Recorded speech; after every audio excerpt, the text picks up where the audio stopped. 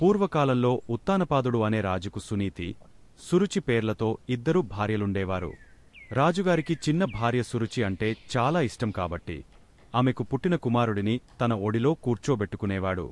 ఒకరోజు పెద్ద భార్య కుమారుడైన ధ్రువుడు తనను కూడా ఒడిలో కూర్చోబెట్టుకోమని తండ్రిపై మారాం చేశాడు. దీన్ని గమనించిన సవతి తల్లి సురుచి ధ్రువుడితో నువ్వు నీ తండ్రి ఒడిలో కూర్చోవాలంటే తపస్సు చేయాల్సిందే అంటూ హేళన చేసింది.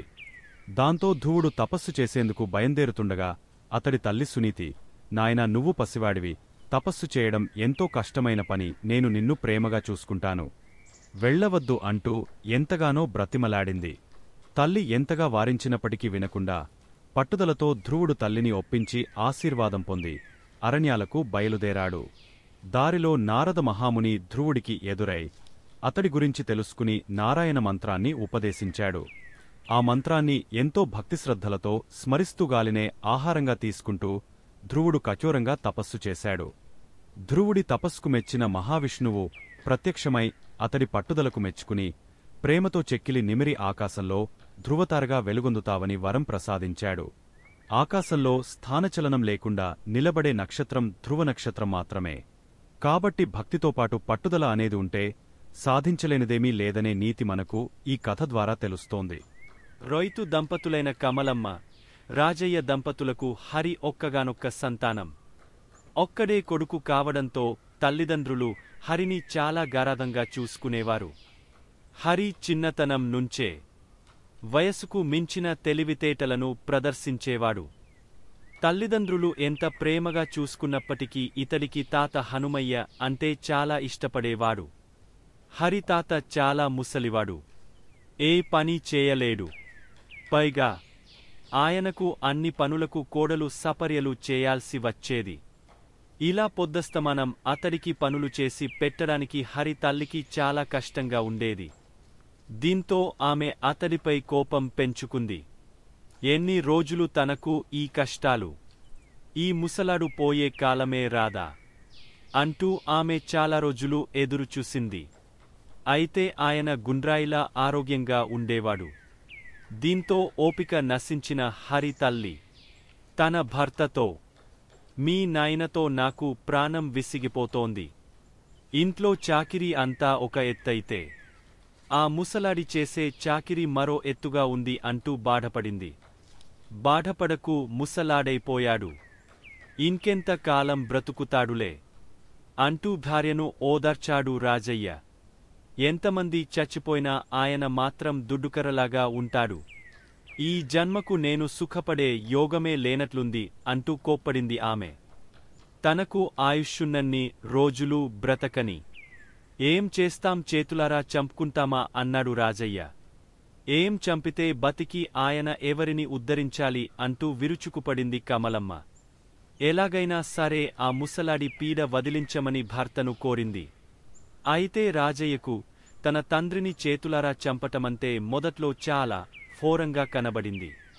అయితే పెళ్ళాం చాలా రోజులు పోరిన మీదట ఆమె మాటలు విని అందులో ఏమీ తప్పులేదని భావించాడు రాజయ్య.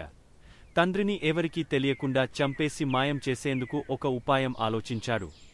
అంతే అనుకున్నదే తడవుగా తండ్రి దగ్గరికి వెళ్లి, నాయనా పొరుగుళ్ళో అప్పు మాట్లాడాను, వాళ్ను నువ్వు రాకపోతే ఇవ్వమన్నారు, ఓపిక చేసుకుని బండి మీద బయలుదేరు అన్నాడు.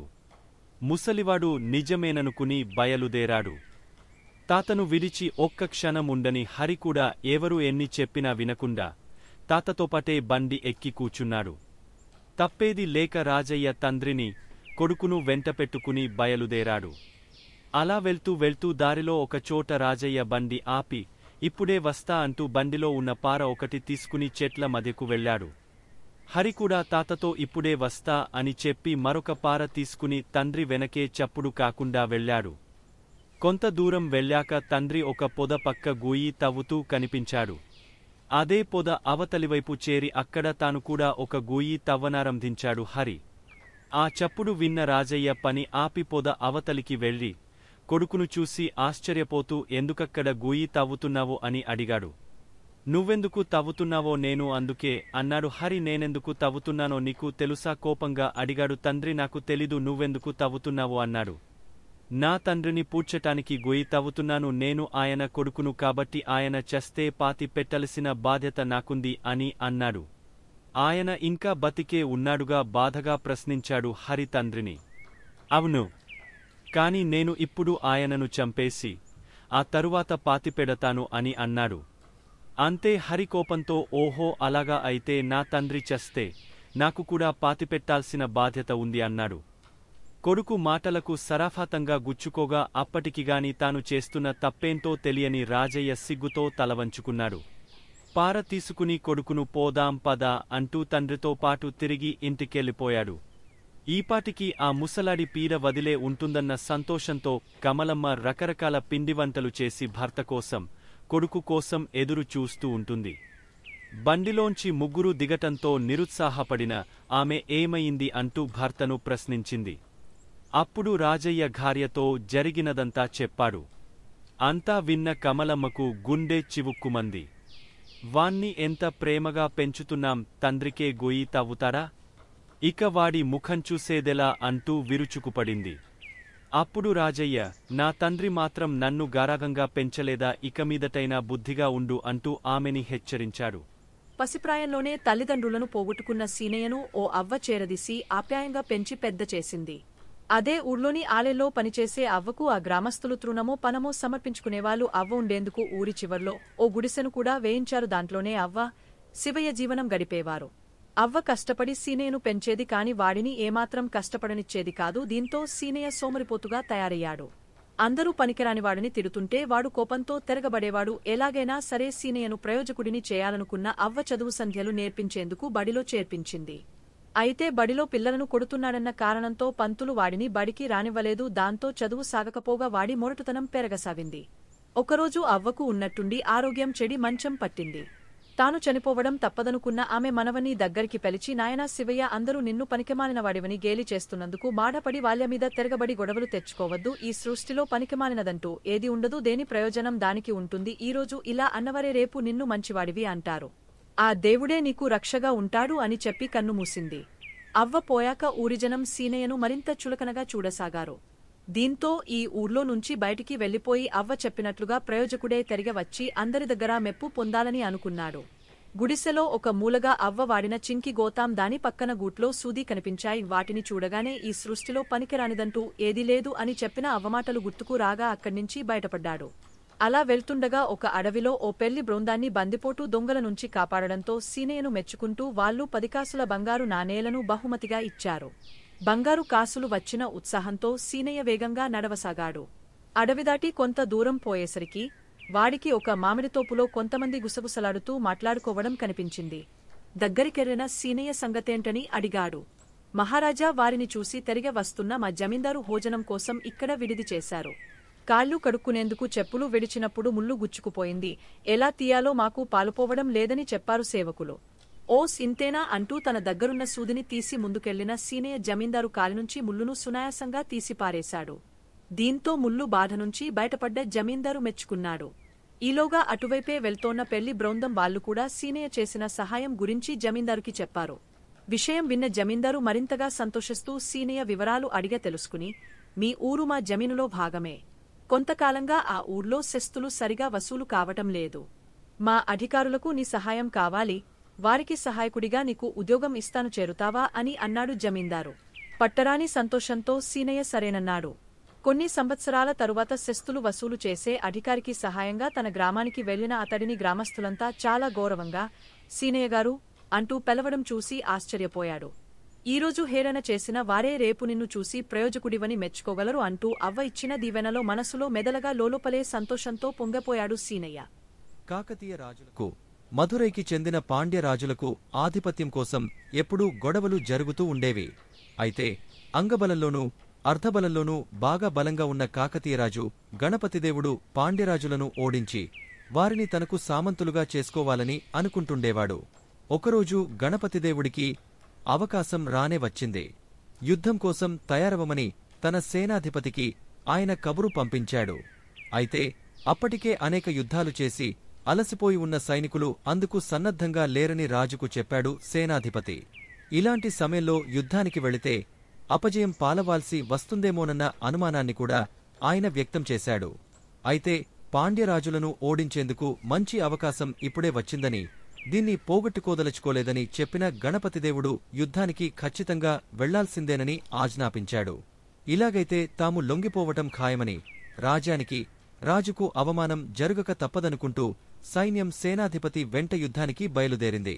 సేనాధిపతి సైన్యంతో కలిసి యుద్ధానికి బయలుదేరిన గణపతిదేవుడు దారిలో సైనికులు వాళ్లు గుసగుసలాడుకోవటం గమనించాడు. గెలుపు సాధించే నమ్మకం సైనికులు ఎవరిలోనూ లేదని గ్రహించిన ఆయన వారిలో ఆత్మవిశ్వాసం కలిగించే ఉద్దేశ్యంతో ఒక అమ్మవారి ఆలయం ఎదుట గుర్రాన్ని ఆపాడు. గుడి లోపలికి వెళ్లి అమ్మవారికి నమస్కరించి బయటకు వచ్చిన రాజు, ఇప్పటికే అలసిపోయి ఉన్న మీరు ఈ యుద్ధంలో గెలవలేమని అనుకుంటున్నారు కదూ? ఈ విషయంలో అమ్మవారి సంకల్పం ఎలా ఉందో తెలుసుకుందాం రండి అంటూ పిలిచాడు. ఒక నాణెము తీసి చూపించి, బొమ్మ బొరుసు వేస్తాను. నాణెముపై గల రాజముద్రిక పడిందంటే అమ్మవారు మనల్ని దీవించినట్లే, విజయం మనదే. అదే బొరుసు పడితే మనం వెనక్కి వెళ్లిపోదాం అంటూ నాణెంపైకి ఎగురవేశాడు. అంతే, నాణంపై రాజముద్రిక కనిపించింది. నాణెముపై రాజముద్రిక కనిపించగానే సైనికులలో ఒక్కసారిగా ఉత్సాహము ఊరకలు వేసి గంగా ప్రవాహంలా సైన్యము ముందుకు సాగింది. గెలుపు తమదేననే ఆత్మవిశ్వాసంతో శత్రు సైనికులను చీల్చి చెండాడారు. రాజు గణపతిదేవుడు మధురై పాండ్యరాజులతో తలపడి వారిని చిత్తుగా ఓడించి వారి మిత్రరాజు కొప్పెరుజంగను తనకు దాసోహమయ్యేటట్లు చేసుకున్నాడు. యుద్ధంలో విజయానంతరం సైనికులంతా సంతోషంలో మునిగి ఉండగా రాజు వద్దకు వచ్చిన సేనాధిపతి యుద్ధానికి సంసిద్ధంగా లేని సైన్యం చేతనే యుద్ధం చేయించి విజయం సాధించడం ఆశ్చర్యంగా ఉంది ప్రభూ అని అన్నాడు. అప్పుడు గణపతిదేవుడు నవ్వుతూ తాను అమ్మవారి గుడి దగ్గర వేసిన బొమ్మ బొరుసు వెండి నాణేన్ని చూపించాడు. నాణెం రెండు వైపులా రాజముద్రిక ఉండటం గమనించిన సేనాధిపతి రాజుకు వినయంగా నమస్కరించి అక్కడి నుండి వెళ్లిపోయాడు. ఈ కథను బట్టి మీకు ఏం అర్థమైందో చెప్పండి. అన్నింటికంటే ఆత్మవిశ్వాసం చాలా ముఖ్యమని అర్థమైంది కదూ. యుద్ధానికి ఏమాత్రం సంసిద్ధంగా లేని సైన్యంలో ఆత్మవిశ్వాసాన్ని పెంపొందించేందుకు రాజు తెలివిగా వెండి నాణెం రెండు వైపులా రాజముద్రిక ఉన్నదాన్నే బొమ్మ బొరుసు వేశాడు. వారిలో ఉత్సాహం ఊరకలు వేసేలా చేశాడు. కాబట్టి ఈ కథ ద్వారా మనం అర్థం చేసుకోవాల్సింది ఏంటంటే, ఆత్మవిశ్వాసముంటే మనం దేన్నైనా సాధించవచ్చు. ఒక చిన్న నీటి సరస్సులో పక్షులన్నీ కలసిమెలసి జీవనం సాగిస్తుండేవి. అందులో ఎక్కువగా హంసల సంఖ్య ఎక్కువగా ఉండేవి. ఓ ఎండాకాలంలో ఆ సరస్సులో నీరు తక్కువ అవడంతో బాతులన్నీ వలస వెళ్లిపోయాయి. అందులో ఒక్క నల్లని బాతు మాత్రం అక్కడే హంసలతో పాటు ఉండిపోయింది. హంసల్లో పెద్ద వయసు కలిగినవి తమ పిల్లలతో పాటు ఈ నల్లబాతు పిల్లను కూడా చేరదీసి తమతోనే ఉంచుకోసాగాయి. ఇది నచ్చని చిన్న వయసు హంసలన్నీ బాతు పిల్లను ఏడిపించేవి. తమతో ఉండవద్దని, నువ్వు అందంగా ఉండవు, మేము చూడు ఎంత తెల్లగా ఉన్నామో అంటూ మాటలతో గాయపర్చేవి. వీటన్నింటినీ మౌనంగా భరించిన నల్ల బాతుపిల్ల ప్రతిరోజూ గట్టుపైన కూర్చుని బాగా ఏడ్చేది. ఎన్ని రోజులు గడుస్తున్నా చిన్న హంస పిల్లలు ఏవీ దాన్ని దగ్గరకు రానియలేదు. దీంతో ఆ బాధ భరించలేని నల్లబాతు అక్కడ్నించి దూరంగా వెళ్లిపోయి ఒక చిన్న చెరువులో ఉండిపోయింది. అక్కడ దాన్ని ఎవరూ ఏడిపించేవారు లేకపోవడంతో సంతోషంగా రోజులు వెళ్లదీయసాగింది. అయితే చిన్న హంసలు తనను దగ్గరికి రానియకపోయినా బిడ్డకంటే ఎక్కువగా చూసుకున్న తల్లి హంసలను ఒకసారైనా చూసి రావాలన్న కోరిక కలిగింది నల్లబాతుకు. ఇంకేముంది అనుకున్న వెంటనే సొంత గూటికి బయలుదేరింది. అక్కడికి వెళ్లిన నల్లబాతు ఆశ్చర్యంతో నోరెళ్లబెట్టింది. ఎందుకంటే తనతోటి వయస్సున్న చిన్న హంసలన్నీ పెద్ద హంసలైపోయాయి. తననే ఆశ్చర్యంగా అవి చూస్తుండటంతో, మీరందరూ నన్ను దగ్గరికి రానియని నల్లబాతును నేనండా గుర్తు పట్టారా అని వాటిని ప్రశ్నించింది. మీరు ఏడిపిస్తున్నారని వెళ్లిపోయాను, మిమ్మల్ని చూడాలన్న ఆశతో మళ్లీ తిరిగి వచ్చాను అని చెప్పింది. వెంటనే హంసలకు నల్లబాతు గుర్తువచ్చి నోరు మెదపకుండా ఉండిపోయాయి. ఇంతలో తల్లి హంసలు దీన్నంతా చూసి నల్లబాతును అక్కున చేర్చుకుని, ఎందుకు వెళ్లిపోయావు, ఎలా ఉన్నావంటూ కుశల ప్రశ్నలు వేసి నల్లబాతును దగ్గరికి తీసుకున్నాయి. దీన్ని చూసి ఈర్ష్యతో వెళ్లిపోతున్న పెద్దవైన హంసపిల్లలను తల్లి హంసలు పిలిచి చీవాట్లు పెట్టాయి. మీరంతా బయటకు కనిపించే అందాన్నే చూస్తున్నారు, మనసును చూడటం లేదు. రంగు నల్లనైనప్పటికీ బాతుకు మనమందరమంటే ఎంతో ప్రేమ. మనం మర్చిపోయినప్పటికీ మనల్ని గుర్తుపెట్టుకుని అంత దూరం నుంచి వెతుక్కుంటూ వచ్చింది. అలాంటిదాన్ని బాధ పెట్టడం మంచిది కాదు. ఇప్పుడు మీరు చిన్నపిల్లలు కాదు, పెద్దవాళ్లు అయినారు, మంచి చెడ్డలు ఆలోచించాలంటూ బుద్ధి చెప్పాయి తల్లి హంసలు. దీంతో చేసిన తప్పును తెలుసుకున్న హంస పిల్లలు తమను మన్నించమని నల్లబాతును కోరాయి. నల్లబాతు సంతోషంగా వాటిని స్వీకరించటంతో ఆనందంగా నీళ్లలోకి గంతులు వేసుకుంటూ చేపలు పట్టేందుకు వెళ్లిపోయాయి. ఇక అప్పటినుంచి అవన్నీ కలసిమెలసి ఐకమత్యంతో సంతోషంగా జీవనం గడపసాగాయి. జోగయ్య అనే రైతు ఉన్నాడు. భార్య పిల్లలతో చూడముచ్చటైన కుటుంబం అతడిది. అతడికి రాము అనే 10 ఏళ్ల కొడుకు, భాగ్య అనే 5 ఏళ్ల కూతురు. అంటే పంచప్రాణాలు తనకున్న కొంత పొలంలో వ్యవసాయం చేసే జోగయ్య చిన్నపాటి గొర్రెల మందను కూడా పెంచుతుండేవాడు. ఒకరోజు పొలం పని చేసే కూలీలతో పొలానికి వెళ్తూ పాటు గొర్రెల మందని తోలుకుని పొలానికి వెళ్లాడు జోగయ్య. అంతేగాకుండా తాను పొలం పనులు చూసుంటుంటే గొర్రెలకు కాపలా ఉంటాడని కొడుకును కూడా పొలానికి తీసుకువచ్చాడు. నాయనా రాము, నేను పక్కనే కూలీలతో పొలం పని చేయిస్తూ ఉంటాను, నువ్వు గొర్రెల మందను జాగ్రత్తగా గమనిస్తూ ఉండు అని చెప్పాడు జోగయ్య. కాని ఇక్కడకు అప్పుడప్పుడు పెద్ద పులి వస్తూ ఉంటుంది కాబట్టి చాలా జాగ్రత్తగా ఉండాలని హెచ్చరికగా చెప్పాడు. ఒకవేళ పులి వచ్చినట్లయితే గట్టిగా కేకలు వేయమని చెప్పి కూలీలతో పనులు చేయించటంలో మునిగిపోయాడు జోగయ్య. అసలే ఆకతాయి కుర్రాడైన రాము తండ్రిని ఆటపట్టించాలని అనుకున్నాడు. అనుకున్నదే తడవుగా నాన్న పెద్ద పులి వచ్చింది అంటూ పెద్దగా అరిచాడు. నిజంగానే పులి వచ్చిందేమో అనుకున్న జోగయ్య కూలీలతో కలిసి పెద్ద పెద్ద కర్రలు గడపారలతో పరుగున వచ్చాడు. ఇది చూసిన రాము, నాన్న పులి లేదు, ఏమీ లేదు, ఊరికే మిమ్మల్ని ఆటపట్టించాలని కేకలు వేశానని చెప్పాడు. దీంతో కోప్పడిన జోగయ్య ఇలాంటి పని ఇంకెప్పుడు చేయవద్దని రాముని హెచ్చరించి కూలీలతో కలిసి వెళ్లిపోయాడు. మరికొంతసేపు కిమ్మనకుండా ఉన్న రాము మళ్లీ నాన్న పెద్ద పులి వచ్చింది అంటూ కేకలు వేశాడు. ఈసారి కూడా నిజమేననుకున్న జోగయ్య కర్రలు గడపారలతో ఊరికి వచ్చాడు. అయితే ఈసారి కూడా ఆటపట్టించేందుకే కేకలు వేశానని రాము చెప్పడంతో చెంప పగులగట్టిన జోగయ్య కోపంగా వెళ్లిపోయాడు. రాము బాధతో ఏడుస్తూ కూర్చుని గొర్రెలవైపు చూస్తుంటే నిజంగానే పులి వచ్చింది నాన్న, ఈసారి నిజంగానే పెద్ద పులి వచ్చింది అంటూ గట్టిగా కేకలు వేస్తూ అరచి చెప్పాడు. ఎంత అరచి చెప్పినప్పటికీ జోగయ్య కూలిపనివాళ్లు ఎవరు కూడా రాము మాటలను పట్టించుకోలేదు. ఈసారి కూడా మళ్లీ అబద్ధాలు చెబుతున్నాడని అనుకున్న వారందరూ ఊరకుండిపోయారు. ఈలోపు గొర్రెల మందలో జొరబడ్డ పెద్దపులి గొర్రెపిల్లను ఒకదానిని మెడకరచి ఈడ్చుకుని వెళ్లిపోయింది. జరుగుతున్నదాన్ని బిక్కచచ్చిపోయి చూస్తున్న రాము భయంతో వణకసాగాడు. ఏదో వేళాకోళానికి నవ్వులాట కోసం చిన్న అబద్ధం చెబితే అది నిజంగానే నిజమైందని మనసులోనే అనుకున్న రాము బాధతో ఏడ్వసాగాడు. ఇంకెప్పుడు వేళాకోళానికి కూడా అబద్ధం చెప్పకూడదని గట్టిగా నిర్ణయించుకున్నాడు. కాబట్టి హాస్యానికైనా అబద్ధం ఆడరాదు అనే గొప్ప సత్యాన్ని, నీతిని ఈ రాము కథ ద్వారా తెలుసుకున్నాం. రాముకు చేపలను వేటాడటమంటే చెప్పలేనంత ఇష్టం. ముఖ్యంగా ఊరి మధ్యలో అమ్మవారి గుడి పక్కన ఉండే దొరగారి చెరువులో చేపలు పట్టడమంటే మన రాముకు మరీ ఇష్టం. చెరువు అంటే మరీ అంత పెద్దదేమీ కాదు. తన కొడుకు మీద ప్రేమతో 3 ఎకరాల భూమిలో చెరువు తవ్వించాడు కిష్టయ్య దొర. ఆ చెరువులో రంగురంగుల చేపలు మొప్పలను అల్లర్చుతూ తిరుగుతుంటాయి. అంతేనా, బాతులు ఎక్కడెక్కడి నుంచో వచ్చే కొంగలు, పెద్ద పెద్ద రెక్కలున్న పక్షులు దొరగారి చెరువు గట్టుమీది చెట్లపై గూళ్లు కట్టుకుంటాయి. గూళ్లలో పొదిగిన గుడ్లు పిల్లలు కాగానే దూర ప్రాంతాల నుంచి వచ్చిన పక్షులు అక్కడి నుంచి వెళ్లిపోతాయి. అయితే పిల్లలను చేపలు పట్టడానికి దొరగారు ససేమిరా అంగీకరించరు. ఎందుకంటే చెరువు దగ్గరకు వచ్చే పిల్లలు ఒకటే అల్లరి చేస్తారు, చేపలను బెదరగొడతారు. వెంట తెచ్చుకున్న తినుబండారాలను నీళ్లలో పడేసి వాటి కాగితాలను చెరువు గట్టు పారేస్తారు. దీంతో దొరగారు పిల్లలను చెరువు దాపులకు రానివ్వరు. అంతేకాదు, ఆ చెరువును గురించి ఆ ఊరి కథలుగా చెప్పుకుంటుంటారు. చెరువులో పిల్లలను ఎత్తుకుపోయి తినేసే పెద్ద పెద్ద సొరచేపలు, తిమింగలాలు చెరువులో ఉంటాయట. కనిపిస్తే చాలు అమాంతం బయటకు వచ్చి గుటుక్కుమనిపిస్తాయట. ఇదిలా ఉండగా ఒకరోజు దొరగారు పనిమీద పట్నానికి వెళ్లారు. ఇంకేముంది, రాముకు చెప్పలేని హుషారు వచ్చేసింది. తన దగ్గరున్న గాలం తీసుకుని దొరగారి చెరువులో చేపలు పట్టడానికి బయలుదేరాడు. చెరువు దగ్గరకు వెళ్లొద్దంటూ రాము స్నేహితులు అతనికి చెప్పి చూశారు. మన రాము వింటే కదా. ఒక్కటే చెరువు గట్టుమీదకు వెళ్లాడు. గాలం పట్టుకుని గట్టుమీద కూర్చుని గాలాన్ని చెరువులోకి వదిలాడు. రాము చెరువుపై నుంచి వచ్చే చల్లని గాలులకు రాముకు నిద్ర ముంచుకొచ్చింది. హయాత్తుగా రాముకు మెళకువ వచ్చింది. గాలం తనను లాగుతోంది. ఏదో బరువైనది గాలానికి చిక్కుంది. బలమంతా ఉపయోగించి గాలాన్ని లాగాడు. తాటి చెట్టంత ఎత్తున్న సొరచేప గాలంతో పాటు పైకి లేచింది. రాము కాళ్లు చల్లబడ్డాయి. ఎక్కడలేని భయం ముంచుకొచ్చింది. అయినా ధైర్యం చేసి మరింత గట్టిగా లాగాడు. సొరచేప కాస్త తిమింగలంగా మారి రామును మింగేయడానికి ముందుకు రాసాగింది. దగ్గరకు వచ్చేసింది. ఇల్లంత పెద్దది చేసి తన నోరును తిమింగలం తెరిచింది. ఇక రామును స్వాహా చేయడమే ఆలస్యం. పెద్దగా కేకపెట్టి నిద్రలేచాడు రాము. అంతా కల గాలానికి చిన్న చేప ఒకటి చిక్కుకుని ఉంది. ఆ పళంగా ఊర్లోకి తారాజువలా పరుగుతీశాడు. రాము తనకు వచ్చిన కలను స్నేహితులకు చెప్పలేదు. చెబితే పెరికివాడనుకుంటారని భయం. అంతటితో చేపలను వేటాడే ఇష్టానికి స్వస్తి చెప్పాడు. రాము చదువు మీద శ్రద్ధ పెట్టి క్లాసులో అందరికంటే ఎక్కువ మార్కులు సంపాదించి అందరితో శభాష్ అనిపించుకున్నాడు. ప్రపంచంలో ఎంతోమంది గొప్ప గురువులు, మరెంతోమంది గొప్ప శిష్యులు ఉన్నారు. గురు శిష్యుల అనుబంధం గురించి మీరు చాలా కథలు విని ఉంటారు. అలాంటి ఓ గొప్ప గురు శిష్యుల కథను ఇప్పుడు మనం చదువుకుందాం. పూర్వం వాల్మీకి మహాముని ఆశ్రమంలో అనేకమంది శిష్యులు పాఠాలు చదువుకుంటూ ఉండేవారు. ఆశ్రమంలోని శిష్యులంతా కలసిమెలసి చాలా సఖ్యంగా మెలిగేవారు. ఒకసారి ఆశ్రమంలో దొంగతనం జరుగుతుంది. ఆ దొంగతనం చేసిన శిష్యుడెవరో అందరికీ తెలుసు. దీంతో వాళ్లందరూ వెళ్లి గురువు వాల్మీకి ఫిర్యాదు చేశారు. అయితే విషయమంతా విన్న వాల్మీకి ఆ శిష్యుడిని ఏమీ దండించలేదు. అలా కొన్నాళ్లు గడిచాయి. మళ్లీ అదే శిష్యుడు దొంగతనం చేశాడు.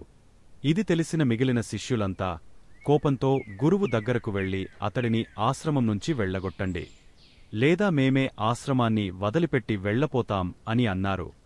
అప్పుడు వాల్మీకి శిష్యులందరినీ సమావేశపరిచి, మీరంతా ఎంతో మంచి శిష్యులు, ఈ లోకంలో మంచి ఏంటో చెడు ఏంటో తెలుసుకున్నారు. మిమ్మల్ని ఇక్కడి నుంచి పంపేసిన వేరే ఆశ్రమంలో మీకు చోటు దొరుకుతుంది, మంచి విద్య లభిస్తుంది. కాని దొంగతనం చేసిన విద్యార్థికి మంచి చెడులు ఇంకా ఏంటో బోధపడలేదు అని అన్నాడు. ఇంకా ఒక గురువుగా నేను అతడికి మంచి చెడులు ఇంకా నేర్పాల్సి ఉంది. దొంగతనం చేసిన నేరానికిగాను నేను అతడిని ఆశ్రమం నుంచి పంపించేస్తే ఇంకెవ్వరూ మరో ఆశ్రమంలోకి తీసుకోరు, విద్య నేర్పించరు. అప్పుడు అతడు ఇంకా దారి తప్పుతాడు, చెడు మార్గంలోకి పయనిస్తాడు. అది నాకు ఇష్టం లేదు అని అన్నాడు వాల్మీకి మహాముని. అంతేగాకుండా తప్పుచేసిన శిష్యుడిని సరిచేయాల్సిన బాధ్యత గురువుగా తనమీద ఉంది కాబట్టి అతడిని నా దగ్గరే ఉంచుకుంటాను. అది మీకు ఇష్టం లేకపోతే అతడికి కోసం మిమ్మల్ని వదులుకునేందుకు సిద్ధంగా ఉన్నానని వాల్మీకి చెప్పాడు. దొంగతనం చేసిన శిష్యుడు గురువుగారు చెప్పిన మాటలకు కళ్లలో నీళ్లు గిర్రున తిరిగాయి. తనలోని అజ్ఞానాన్ని, చెడుబుద్ధిని ఆ క్షణమే వదిలించుకున్న అతడు పశ్చాత్తాపంతో గురువు ముందు మోకరిల్లాడు. జీవితంలో ఇంకెప్పుడు ఇలాంటి తప్పు పని చేయనని గురువుకు ప్రమాణం చేశాడు.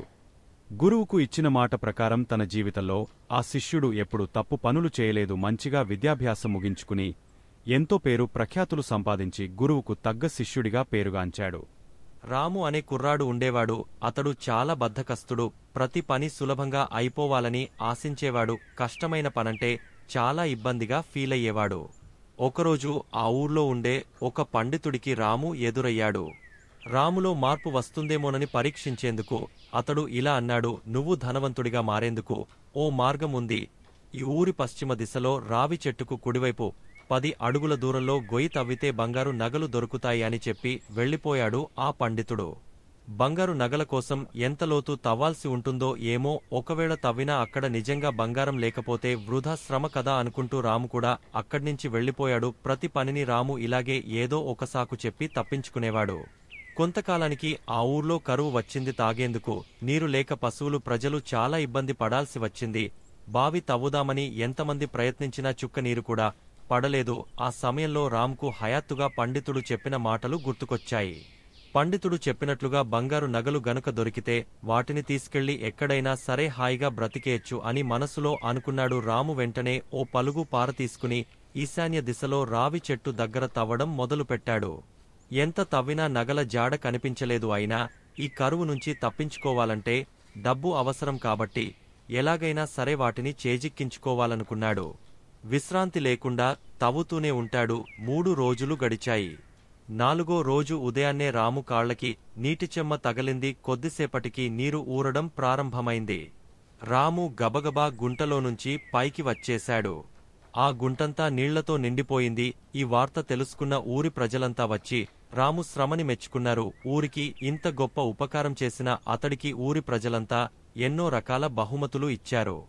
శ్రమపడితే అందరి ప్రశంసలతో పాటు విలువైన బహుమతులు కూడా వస్తాయని గ్రహించిన రాము ఆ రోజు నుంచి కష్టపడి పనిచేయటం ప్రారంభించాడు. అందరికీ ఆదర్శప్రాయుడైనాడు. మరి మీరు కూడా సోమరులుగా కాకుండా బాగా కష్టించి పనిచేసేవారిలాగా తయారై పుట్టిన ఊరుకు, దేశానికి మేలు చేస్తారు కదూ.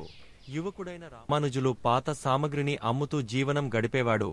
ఇతను పాత పాత్రలు కొంటూ కొత్త పాత్రలను అమ్ముతూ న్యాయమైన వ్యాపారిగా మంచి పేరుగడించాడు. రామానుజులు నివసించే ఊర్లోనే పాత సామగ్రిని కొని అమ్మే మరో వ్యాపారైన సీనయ్య కూడా ఉండేవాడు. ఇతను చాలా పిసినారి అయినప్పటికీ రామానుజులు, సీనయ్యలు ఇద్దరు కలిసి ఊర్లు తిరుగుతూ వ్యాపారం చేసేవారు. అలా ఒకరోజు వ్యాపారం కోసం సీతాపురం అనే ఊరికి చేరుకుని చెరో వీధికి వెళ్లారు. ఆ ఊర్లోని ఒక వీధిలో సూరయ్య కుటుంబం నివసిస్తూ ఉంటుంది. సూరయ్య వాళ్లు ఒకప్పుడు బాగా ధనికులే అయినా ప్రస్తుతం బాగా చితికిపోయారు. ఆ కుటుంబానికి చెందిన కొడుకులు, అన్నదమ్ములు సంపద అంతా ఖాళీ అవడంతో కటిక దారిద్ర్యంలో మునిగిపోయి చిన్న చితక పనులు చేసుకుంటూ జీవిక గడిపేస్తుంటారు. అయితే వారి వద్ద అనేక పాత్రలున్నాయి. వాటిలో ఒకటి బంగారు పాత్ర. బాగా బతికిన రోజుల్లో సూరయ్య దాన్ని ఉపయోగించి ఉంటాడు. పేదవారు అవడంతో దాన్ని వాడకుండా పక్కన పెట్టేయడంతో అది మరకలు పట్టి ఉండటం వల్ల దాన్ని ఎవరు బంగారు పాత్ర అనుకోరు. ఆ ఇంటి ఆడవాళ్లకు కూడా అది బంగారు పాత్ర అని తెలియదు. అదే వీధిలోకి వ్యాపారం కోసం వచ్చిన సీనయ్య పాత పాత్రలు తీసుకుని కొత్తవి ఇస్తామంటూ అరుస్తూ వస్తుంటాడు. దీన్ని చూసిన సూరయ్య కుటుంబంలోని పెద్దావిడ అతడిని పిలిచింది కూర్చోమని చెప్పి అతడి చేతికి బంగారు పాత్రను ఇచ్చి, బాబు దీన్ని తీసుకుని మా అమ్మాయికి ఏమైనా ఇవ్వు అని అడిగింది. లోధివర్తకుడైన సీనయ్యకు ఆ పాత్రను చూడగానే అది బంగారు పాత్ర కావచ్చునని తోచింది. అతను దాన్ని తిరిగేసి బోర్లవేసి తిప్పి తిప్పి చూసి కడ్డీతో గీరి అది బంగారమేనని రూజి చేసుకున్నాడు. వెంటనే దాన్ని కాజేసేందుకు పథకం వేసి, దీనికి ఏం వస్తుందమ్మా, ఇదేం అంత వెల చేయదు అంటూ ఆ పాత్రను విసిరేసి లేచి వెళ్లిపోయాడు. మరి కాసేపటికి ఇంటి దారిలోనే రామానుజులు పాత్రలు అమ్ముతూ వస్తాడు. అది చూసిన సూరయ్య ఇంట్లోని పెద్దావిడ రామానుజులును పిలిచింది. కూర్చోబెట్టి లోనికెళ్లి బంగారు పాత్రను తీసుకొచ్చి ఇచ్చి మారుకు ఏమైనా ఇవ్వమని అడిగింది. ఆ పాత్రను చేతిలోకి తీసుకున్న రామానుజులు పరీక్షగా చూసి, అమ్మా, ఇది చాలా లక్షలు విలువ చేసే పాత్ర, దీనికి సమానమైన విలువగల వస్తువులు నా వద్ద లేవు అని చెప్పాడు. దీంతో ఆ పెద్దావిడ, నాయనా, ఇంకో వ్యాపారి ఇది చాలా తక్కువ విలువ చేస్తుందని విసిరి పారేసి వెళ్లిపోయాడు. ఒకవేళ ఇది మంచి విలువైనదే అయి ఉండవచ్చు కదా, దీన్ని తీసుకుని మారుకు ఏదైనా ఇచ్చివెళ్ళు అని చెప్పింది. దీంతో రామానుజులు తన వద్దనున్న పాత కొత్త సామగ్రినంతటినీ ఆమెకు ఇచ్చి, అమ్మా, ఇవి తప్ప నా వద్ద ఇంకేవీ లేవు అని నిజాయితీగా చెప్పి ఆమెకు నమస్కరించి అక్కడ్నించి వెళ్లిపోయాడు. ఇంతలో లోభి అయిన సీనయ్య తాను వేసుకున్న పథకం ప్రకారం తిరిగి ఆ ఇంటికి వచ్చి ఆ పాత్ర ఇలా పారేసి, ఏదో ఒకటి తీసుకుని వెళ్ళండి అని పిలిచాడు. అంతా విన్న పెద్దావిడ కోపంతో ఊగిపోతూ, ఏం నాయనా, లక్షలు విలువ చేసే పాత్ర ఏ విలువ చేయదన్నావుగా, నువ్వు వెళ్లగానే ఇంకో పుణ్యాత్ముడు వచ్చి తన వద్దనున్న వాటినన్నింటినీ ఇచ్చి ఆ పాత్రను తీసుకెళ్లిపోయాడు అంటూ కసిగా చెప్పింది. ఆ మాట విన్న సీనయ్య మతిపోయినట్లయింది. అంత విలువైన పాత్రను వాడు కాజేశాడా, నాకు ఇంత నష్టం చేస్తాడా అంటూ ఆవేశంతో నదీ తీరానికి పరుగెత్తుకుంటూ వెళ్లిపోయాడు. పెద్దావిడ మాట విన్న సీనయ్యకు నిజంగా మతి భ్రమించినట్లై తన వద్దనున్న డబ్బు సరుకులు అన్నింటినీ అలాగే విడిచి పరుగులెత్తాడు. అతడు నదీతీరాన్ని సమీపించగానే రామానుజులు పడవలో అవతలివైపుకు దాటుతుండటం కనిపించింది. అది చూసిన సీనయ్యకు ఆవేశం కట్టలు తెంచుకురాగా గుండె వేగంగా కొట్టుకుసాగింది. అంతే, ఒక్కసారిగా నోటివెంట రక్తం కూడా కారసాగింది. తనకంటే బాగా లాభపడ్డ రామానుజంపై తీవ్రమైన ద్వేషంతో సీనయ్య గుండె పగిలి అక్కడికక్కడే ప్రాణాలు వదిలేశాడు. నిజాయితీగా ఉన్న రామానుజులు మాత్రం దానధర్మాలు, పుణ్యకార్యాలు చేస్తూ తనకున్న మంచి పేరును నిలబెట్టుకున్నాడు. అసూయ, ఆవేశం అనేది మనిషిని ఎంతటి ప్రమాదానికి గురిచేస్తాయో సీనయ్య కథను చదివితే అర్థమైందా? ఎప్పుడు కూడా నిజాయితీ, కష్టపడేతత్వమే మనిషిని విజయం వైపు నడిపిస్తాయి. రామానుజులు నిజాయితీగా నడుచుకోవడం వల్ల జీవితంలో సుఖపడ్డాడు. దైవభక్తుడైన సింహాచలం ఊరూరా తిరుగుతూ దేవుడి గురించి ప్రచారం చేస్తూ వెళ్తుంటాడు. అలా ఒకరోజు గరుడాద్రి అనే ఊర్లో దేవుడి గురించి, దేవుడి మహిమల గురించి ప్రజలకు తెలియజెప్పి పూజలు జరిపించి మరో ఊరికి బయలుదేరాడు. మార్గమధ్యంలో ఓ అడవి గుండా వెళ్లాల్సి వస్తుంది. అడవిలో ప్రయాణం చేస్తున్న సింహాచలంకు బాగా అలసటగా ఉండటంతో గుబురుగా ఉన్న ఒక చెట్టు వద్దకు వెళ్లి దాని నీడలో విశ్రాంతి తీసుకునేందుకు ఉపక్రమించాడు. నడచి నడచి అలసిపోవడంతో అలాగే కళ్ళు మూసుకుని పడుకున్నాడు. ఇంతలో ఒక మూలనుంచి ఏదో జంతువు కదిలిన శబ్దం రావడంతో అటువైపు చూశాడు సింహాచలం. అంతే, ఎదురుగా ఉన్న జంతువును చూసి భయంతో బిక్కచ్చిపోయాడు. దేవుడా, ఈ పులి బారినుంచి నన్ను కాపాడాల్సిన బాధ్యత నీదేనంటూ భారం దేవుడిమీద వేశాడు సింహాచలం. ఈ క్రూర జంతువు ఎలాగైనా సరే నన్ను తినేస్తుంది, నీ మహిమ వల్లనే నేను బ్రతకగలను, నీ భక్తుడినైన నన్ను కాపాడు స్వామి అంటూ భయంతో కళ్ళు మూసుకుని దేవుణ్ణి ప్రార్థించసాగాడు సింహాచలం. అలా ఎంతసేపటికి పులి దగ్గరకు రాలేదు. మెల్లిగా భయంగా కళ్ళు తెరిచి చూశాడు. అంతే, మరోసారి ఆశ్చర్యంతో నోరెళ్లబెట్టక తప్పలేదు సింహాచలానికి. ఎందుకంటే ఎదురుగా పులి కూడా 2 కాళ్లు పైకెత్తి దేవుణ్ణి ప్రార్థిస్తూ ఉంది. ఇదంతా ఆ భగవంతుడి మహిమేనేమో అనుకున్న సింహాచలం కాస్తంత ధైర్యం తెచ్చుకుని పులి దగ్గరకు వెళ్లాడు. ఓ పులిరాజా, ప్రాణభయంతో ఉన్న నేను నువ్వు నన్ను చంపకుండా ఉండాలని, నీ నుండి నన్ను రక్షించాలని ఆ దేవుడిని వేడుకుంటున్నాను.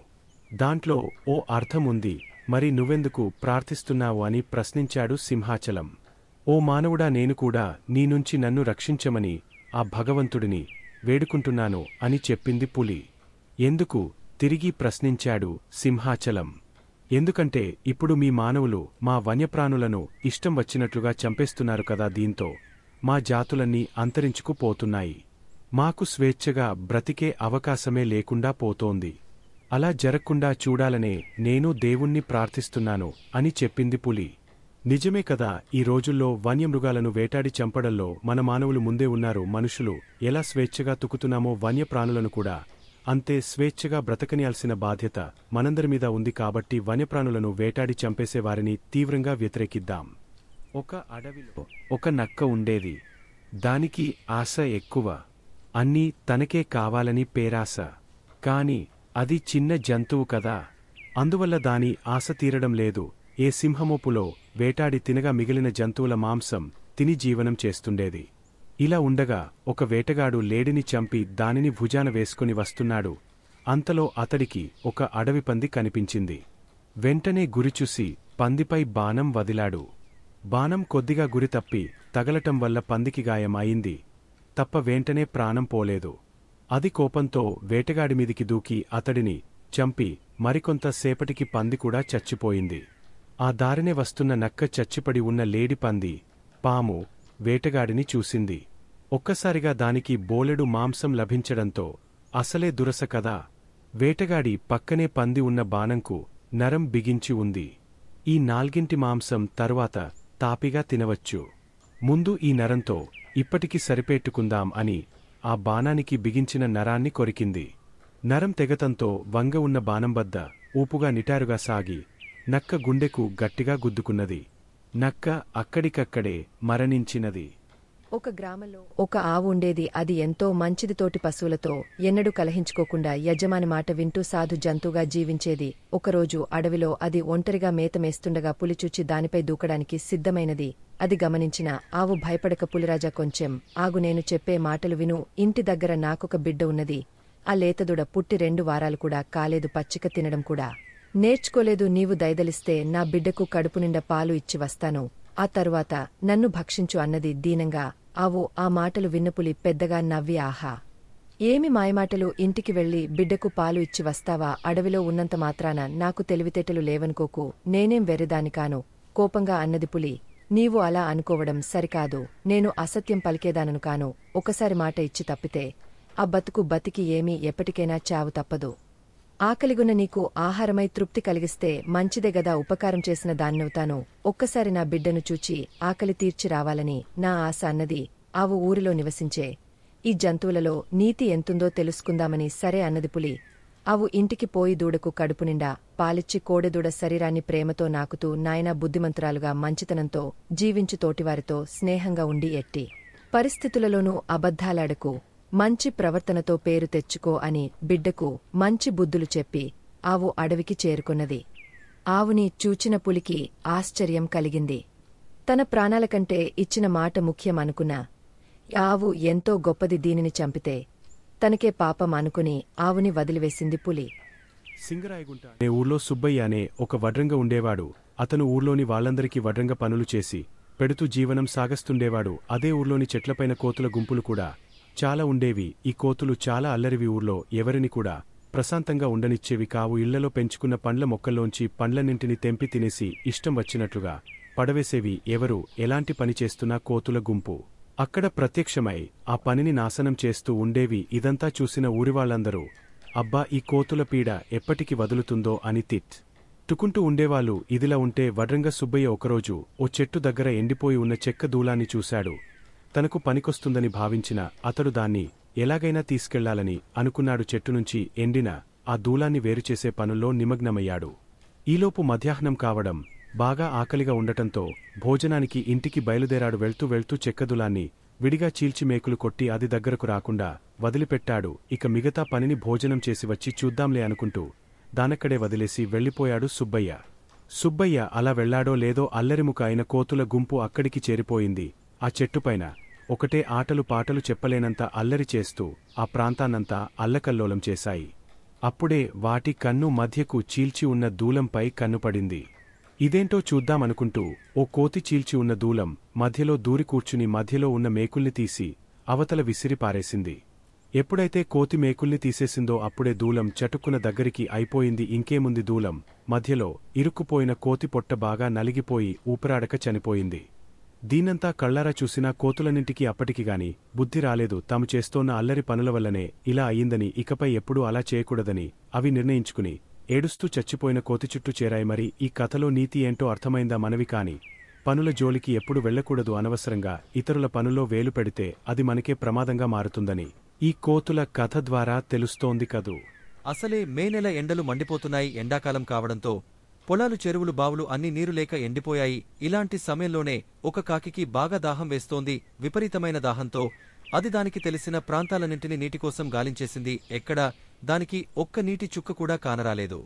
అలా నీటికోసం కాకి వెతకని చోటు లేదు, నీరు మాత్రం దొరకడం లేదు. దీంతో అది రోజు రోజుకు నీరసించిపోతోంది. ఇక ఇప్పట్లో నీరు దొరుకుతుందన్న ఆశ కూడా లేకపోవడంతో దేవుడా నన్ను నీవే రక్షించాలి అని మనసులో అనుకుంటూ అలాగే ఉండిపోయింది. ఎప్పట్లాగే ఒకరోజు కాకి నీటికోసం వెతుకుతుండగా ఒక చెట్టు కింద ఓ మట్టి కూజాలో నీరు కనిపించింది. నీరు బాగా అడుగున ఉండటంతో కాకి వాటిని తాగాలంటే అందటం లేదు. దొరికిన నీటిని ఎలాగైనా సరే తాగి తీరాలని అనుకుంది. అయితే ఎలాగంటూ ఆలోచనలో పడింది. వెంటనే ఆ మట్టి కూజాను ఒకవైపుకు వంచింది. కూజా మెడ ప్రాంతం బాగా సన్నగా ఉండటంతో నీటిని కాకి అందుకోలేకపోయింది. ఇప్పుడెలాగబ్బా అనుకుంటూ అటూ ఇటూ తిరిగింది. అలా తిరుగుతుండగా వెంటనే దానికో ఉపాయం తట్టింది. ఆ కూజాను నిటారుగా నిలబెట్టి చెట్టు కింద ఉండే చిన్న చిన్న గులకరాళ్లను ఒక్కోటిగా తెచ్చివేయడం మొదలెట్టింది కాకి. అలా వేస్తుండగా కూజాలోంచి నీరు మెల్లమెల్లగా పైకి రావటం మొదలైంది. పైకి వచ్చిన నీటిని చూసిన కాకి సంతోషంతో గబగబా తాగేసి దాహం తీర్చుకుంది. తాను చేసిన ప్రయత్నం ఫలించటంతో కాకి పట్టరాని ఆనందంతో ఎగిరిపోయింది. ఈ కథ ద్వారా మీరు తెలుసుకున్న నీతి ఏంటంటే, ఏదైనా ఒక సమస్య మనకు ఎదురైనప్పుడు వెంటనే కుంగిపోకుండా బాగా ఆలోచించి మంచి నిర్ణయం తీసుకోవాలి. అలాగే మనం అనుకున్నది సాధించాలంటే ముందుగా కష్టించి పనిచేయటం నేర్చుకోవాలి. బాగా ఆలోచిస్తే ఎంత పెద్ద సమస్యకైనా పరిష్కారం అనేది తప్పకుండా దొరుకుతుంది. సిబి చక్రవర్తి ఆపదలో ఉన్న వారికి సాయం చేసేవాడు.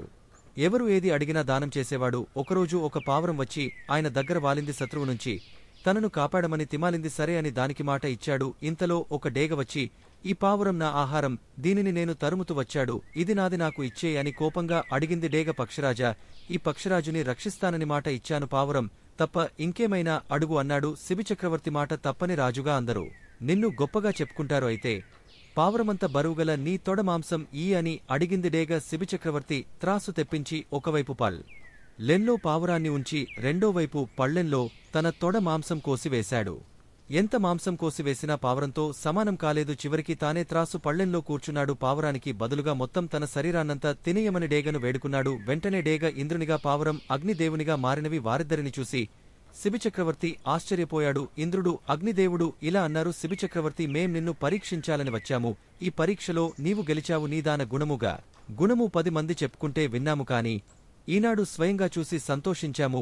ఈ భూమి, సూర్య, చంద్రులు ఉన్నంతవరకు గొప్ప దాతగా నీ పేరు చిరస్థాయిగా నిలిచిపోతుంది అని దీవించి వెళ్లిపోయారు. ఒకరోజు ఓ నక్క నదీ తీరాన్న కూర్చుని భోరు భోరుమని ఏడుస్తోంది.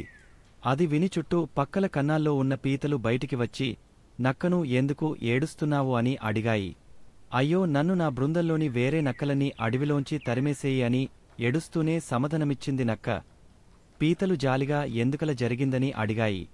ఎందుకంటే ఆ నక్కలన్నీ మిమ్మల్ని తినాలని పన్నాగమల్లుతుంటే నేను వద్దన్నాను. మీలాంటి చక్కని జీవాలను అవి ఎలా తినాలనుకున్నాయి అంది నక్క. ఇప్పుడు ఎక్కడికి వెళ్తావని అడిగాయి పీతలు. తెలీదు, ఏమైనా పని చూసుకోవాలి అని దీనంగా జవాబిచ్చింది. ఆ నక్క పీతలన్నీ కలిసి ఆలోచించాయి. మనవల్లే దీనికి కష్టం వచ్చింది, మనమే ఆదుకోవాలి అని నిర్ధారించాయి. వెళ్లి నక్కను తమకు కాపలాకి ఉండమని అడిగాయి. నక్క దబ్బున ఒప్పుకుని కృతజ్ఞతలు తెలిపింది. రోజంతా పీతలతో ఉండి వాటికి కథలు కబుర్లు చెప్పి నవ్విస్తూనే ఉంది. రాత్రి పున్నమి చంద్రుడు ఆకాశంలోకి వచ్చాడు. నదీ తీరమంతా వెన్నెలతో వెలిగిపోయింది. ఈ చక్కని వెన్నెలలో మీరు ఎప్పుడైనా విహరించారా? చాలా బాగుంటుంది అని నక్క పీతలని అడిగింది. భయం కొద్దీ ఎప్పుడు వాటి కన్నాలను దాటి దూరం వెళ్లలేదని చెప్పిన పీతలను నక్క వెంటనే తీసుకుని వెళ్దామని నిశ్చయించుకుంది. నేనుండగా మీకు భయమేమిటి అని నక్క నచ్చ చెప్పడంతో పీతలు కూడా బయలుదేరాయి. కొంత దూరమెళ్ళాక నక్క మూలగడం మొదలు పెట్టింది. పీతలని ఆశ్చర్యంగా ఏమైందో అని చూస్తుండగా హఠాత్తుగా అడవిలోంచి చాలా నక్కలు బయటికి వచ్చి పీతల పైబడ్డాయి. పీతలు బెదిరిపోయి అటూ ఇటూ పరిగెత్తడం మొదలెట్టాయి. కాని నక్కలు చాలా పీతలను దిగమింగేశాయి. ఎలాగోలాగా ప్రాణాలను కాపాడుకున్న కొన్ని పీతలు అతికష్టంగా వాటి కన్నాలను చేరుకుని టక్కుగల నక్క చేసిన కుతంత్రము తలుచుకుని చాలా బాధపడ్డాయి. దుష్టులతో స్నేహం చెడుకే దారితీస్తుందని వాటికి అర్థమయ్యింది. ఒకసారి చైనా చక్రవర్తి శ్రీకృష్ణ దేవరాయలకు కొన్ని నారింజ పండ్లను పంపాడు. అవి ప్రత్యేకమైన నారింజ పండ్లని, వాటిని తిన్నవాళ్లు మృత్యుంజయులవుతారని వాటిని తీసుకొచ్చిన చైనా రాజప్రతినిధి దేవరాయలకు విన్నవించాడు. పళ్లల్లో నిగనిగలాడుతున్న ఆ నారింజ పండ్లను దేవరాయలతో పాటు సభలోని వాళ్లందరూ కుతూహలంతో చూస్తూ ఉండగా రామలింగడు లేచి టక్కున ఆ నారింజ పండును ఒలిచి నోట్లో వేసుకుని భలే రుచిగా ఉంది అన్నాడు. అది చూసిన వారందరూ ఆశ్చర్యపోయారు. ఈ చర్యకు శ్రీకృష్ణ దేవరాయలకు చెప్పనలవి కాని కోపమొచ్చింది. అవి చైనా చక్రవర్తి నా కోసం పంపిన పండ్లు. నా అనుమతి లేకుండా తీసుకున్నా నీకు మరణశిక్ష తప్పదు అన్నారు. ఆ మాటలు విన్న తెనాలి రామలింగడు పకపకా నవ్వాడు. ఈ నవ్వు చూసిన రాయలకు మరీ కోపం ఎక్కువై ఎందుకు నవ్వుతున్నావని అడిగారు. నవ్వక ఏం చేయమంటారు ప్రభూ, ఏ పండ్లు తింటే మృత్యుంజయులవుతారని చెప్పారో ఆ పండ్లను నోట్లో వేసుకోగానే నాకు మరణదండన విధించారు. మరి ఆ పండ్లకు మహిమ ఉన్నట్టా లేనట్టా అన్నాడు. రామలింగడు నవ్వుతూ ఈ మాటలతో రాయలకు నవ్వుములకెత్తడంతో ఆయనతో పాటు సభలో ఉన్న వారందరూ నవ్వారు. మృత్యువును జయం చేసే మహిమ ఆ పండ్లకు లేవని అర్థం చేసుకున్నాక అద్భుతమైన తీపితో కూడిన ఆ పండ్లను రాయల అనుమతి మేరకు సభలోని వారందరూ ఆరగించారు. రామలింగడి తెలివి ఎలాంటిదో చూశారు కదా. నీతి క్లిష్టమైన పరిస్థితుల్ని కూడా మేధాశక్తితో జయించాలి.